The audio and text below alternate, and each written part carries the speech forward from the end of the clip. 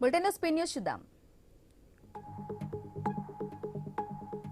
మాజీ municipal chairman Cherukuri Lakshmanarao సేవలు అభినందనీయమని కృష్ణా జిల్లా ఎస్పీ విద్యాసాగర్ నాయుడు కొనియాడారు.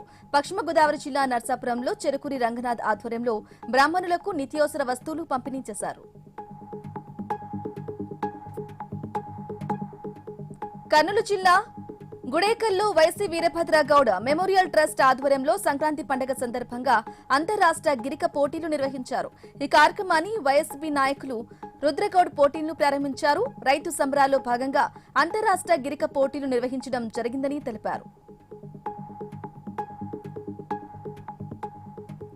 పేదలకు నాణ్యమైన వైద్య సేవలు అందించడమే కూటమి ప్రభుత్వం లక్ష్యమని అన్నమయ్య జిల్లా రాజంపేట ఇన్ఛార్జి చమర్తి జగన్మోహన్ రాజు తెలిపారు. వీరపల్లి మండలంలో సీఎంఆర్ఎఫ్ రిలీఫ్ ఫండ్ చెక్కులను లబ్ధిదారులకు పంపిణీ చేశారు.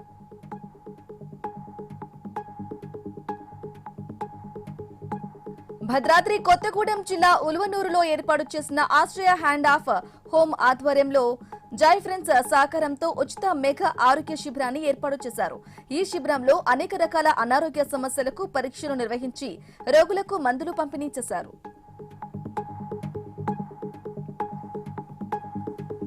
కూటమి ప్రభుత్వం ఐవీఆర్ఎస్ కాల్స్ ద్వారా చేస్తున్న తప్పుడు ప్రచారాన్ని తీవ్రంగా ఖండిస్తూ వైసీపీ అధికార ప్రతినిధి పుత్తా శివశంకర్ ఓ వీడియో విడుదల చేశారు. రాజకీయంగా జగన్ ని ఎదుర్కోలేకే ప్రజల్లో నిలదొక్కుకోలేక ఇవాళ హిందువులను హిందూ సంస్థలను ఉద్దేశపూర్వకంగా రెచ్చగొడుతున్నారని ఆరోపించారు. అంబేద్కర్ కోనసీమ జిల్లాలో సంక్రాంతి సంబరాలు ఘనంగా నిర్వహించారు. రామచంద్రపురంలో సత్యం వాసంశెట్టి ఫౌండేషన్ ఆధ్వర్యంలో విఎస్ఎం కళాశాలలో ఏర్పాటు చేసిన సాంస్కృతిక కార్యక్రమాల్లో కళాకారులు ప్రజలతో కలిసిపోయి స్టెప్పులేశారు మంత్రి వాసంశెట్టి సుభాష్.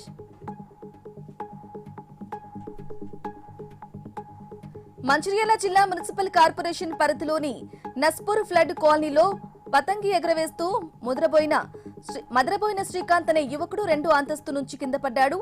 కుటుంబ సభ్యులు హుటాహుటిన ప్రభుత్వ ఆసుపత్రికి తరలించారు. పరిస్థితి విషమంగా ఉన్నట్లు వైద్యులు తెలిపారు.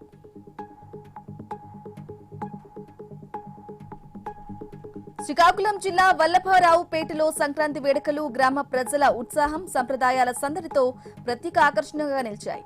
ఈ సందర్భంగా మహిళలు వేసిన రంగవల్లికలను ఎమ్మెల్యే ఈశ్వరరావు తిలకిస్తూ పండుగల ద్వారా గ్రామ సంస్కృతి ఐక్యత మరింత బలపడుతుందని తెలిపారు.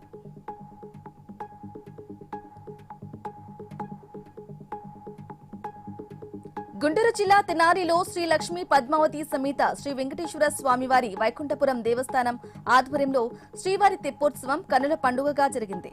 మకర సంక్రాంతి రోజున దేవస్థానం ఆధ్వర్యంలో తెప్పోత్సవం నిర్వహించడం ఆనవాయితీగా వస్తుంది.